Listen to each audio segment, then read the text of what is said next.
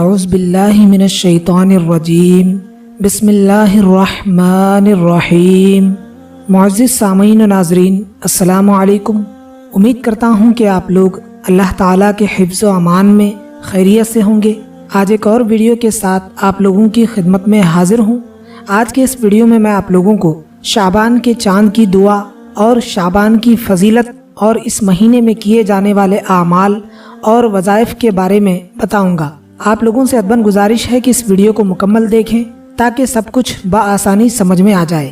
جاننا چاہیے کہ شعبان وہ عظیم مہینہ ہے جو حضرت رسول اللہ صلی اللہ علیہ وسلم کے نام سے منسوب ہے۔ حضور صلی اللہ علیہ وسلم اس مہینے میں روزے رکھتے اور اس مہینے کے روزوں کو ماہ رمضان کے روزوں سے متصل فرماتے تھے۔ اس بارے میں ان حضرت صلی اللہ علیہ وسلم کا فرمان ہے کہ شعبان میرا مہینہ ہے اور جو شخص اس مہینے میں ایک روزہ رکھے تو جنت اس کے لیے واجب ہو جاتی ہے۔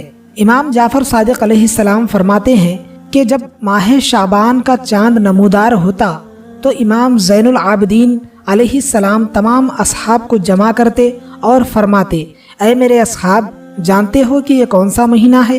یہ شعبان کا مہینہ ہے۔ اور حضرت رسول اللہ صلی اللہ علیہ وسلم فرمایا کرتے تھے کہ شعبان میرا مہینہ ہے، پس اپنے نبی کی محبت اور خدا کی قربت کے لیے اس مہینے میں روزے رکھو۔ اس خدا کی قسم کہ جس کے قبضہ قدرت میں علی بن الحسین کی جان ہے، میں نے اپنے پدر بزرگوار حسین ابن علی علیہ السلام سے سنا، وہ فرماتے تھے میں نے اپنے والد گرامی امیر المومنین علیہ السلام سے سنا کہ جو شخص محبت رسول اور تقرب خدا کے لیے شعبان میں روزہ رکھے تو خدا تعالی اسے اپنا تقرب عطا کرے گا۔ قیامت کے دن اس کو عزت و حرمت ملے گی اور جنت اس کے لیے واجب ہو جائے گی۔ شیخ نے سفیان جمال سے روایت کی ہے کہ امام جعفر صادق علیہ السلام نے فرمایا، اپنے قریبی لوگوں کو ماہ شعبان میں روزہ رکھنے پر آمادہ کرو۔ میں نے عرض کیا، اس کی فضیلت کیا ہے؟ فرمایا، حضرت رسول اللہ صلی اللہ علیہ وسلم جب شعبان کا چاند دیکھتے تو آپ کے حکم سے ایک منادی یہ ندا کرتا، اے اہل مدینہ، میں رسول خدا کا نمائندہ ہوں اور ان کا فرمان ہے کہ شعبان میرا مہینہ ہے، خدا کی رحمت ہو اس پر جو اس مہینے میں میری مدد کرے، یعنی روزہ رکھے۔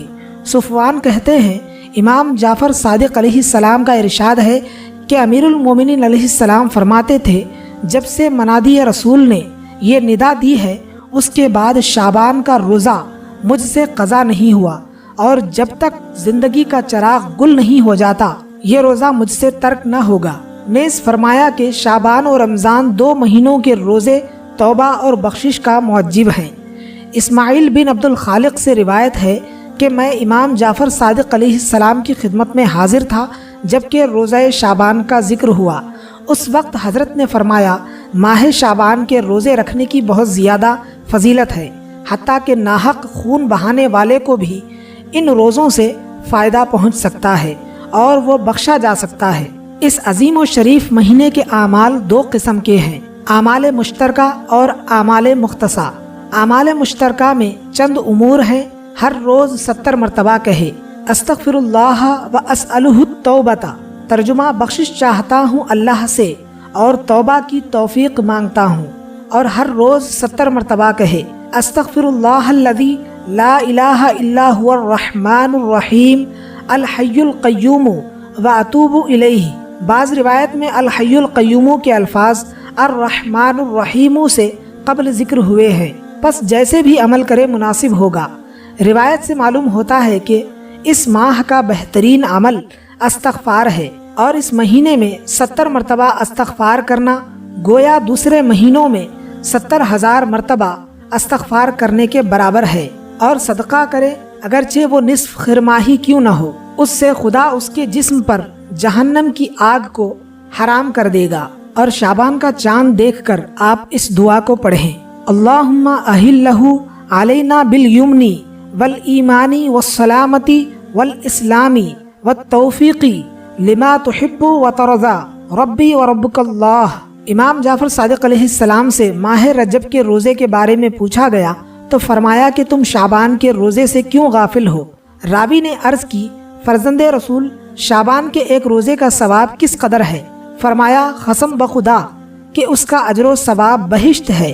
اس نے عرض کی، اے فرزند رسول، اس ماہ کا بہترین عمل کیا ہے؟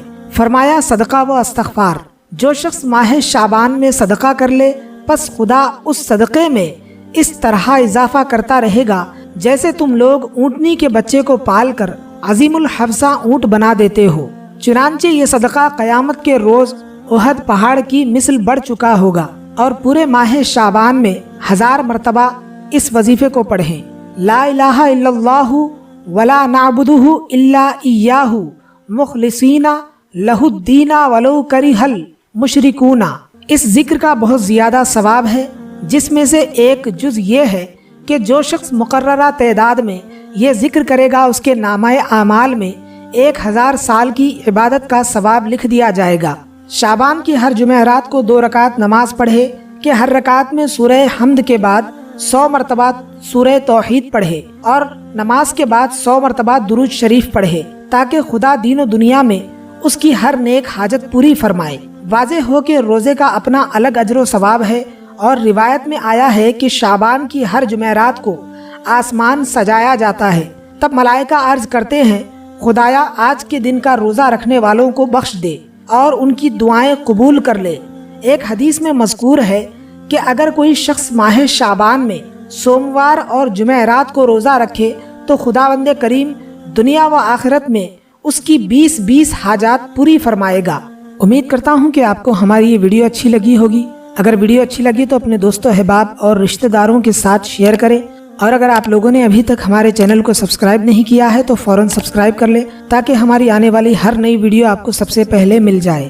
ملتے ہیں پھر کسی بہترین ویڈیو کے ساتھ۔ اپنا بہت سارا خیال رکھیں اور مجھے بھی دعاؤں میں لازمی یاد رکھیں۔ تب تک کے لیے خدا حافظ۔